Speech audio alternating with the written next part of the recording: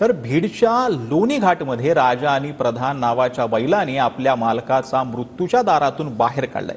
दरम्यान या घटनेची राज्यभरामध्ये चर्चा आहे। पाहूया तारीख।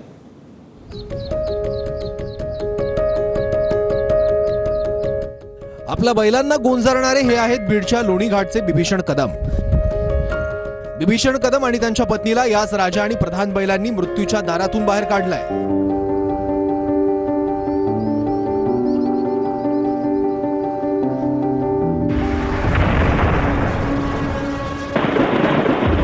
5 जून रोजी बीडच्या लोणी घाट परिसरात विजांच्या कडकडाटासह मुसळधार पाऊस पडत होता।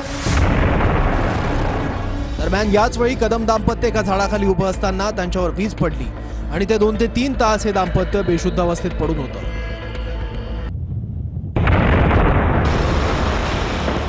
मालक जमिनीवर जखमी पडलेले दिसताच राजा बैल मालकाकडे आला आणि त्यांना हंबरडा फोडायला सुरुवात केली। अंगाखाली पाणी गेल्यामुळे कदम दाम्पत्यही शुद्धीवर आलं आणि ते कसेबसे बैलगाडीवर बसले। त्यानंतर दोन्ही बैलांनी स्वतःहून जू खांद्यावर घेत आपल्या मालकांना घरापर्यंत पोहोचवलं। आम्ही नेमकं खाली पडत आवाज आला नाही, कानात बेसत होत, 2 तास हातपाय खुडत होत। नंतर हळूहळू अंगाखालून पाणी गेल्यावर आम्ही सावध झालो। मग बैलाकडे गेलो, गाडी होती काढवण्यावर, एक बैल हाटीला की त्याने मान दिली, दुसरा बी हाटला। मग आम्ही काय केलं, हळूहळू गाडीकडे आलो, मग घरी आलो। बैलांनी मान दिली, ते आमच्या बैलांनी मान दिली, आम्हाला तर उचलतच नव्हती गाडी, तर कसली छानला उचलत नव्हती।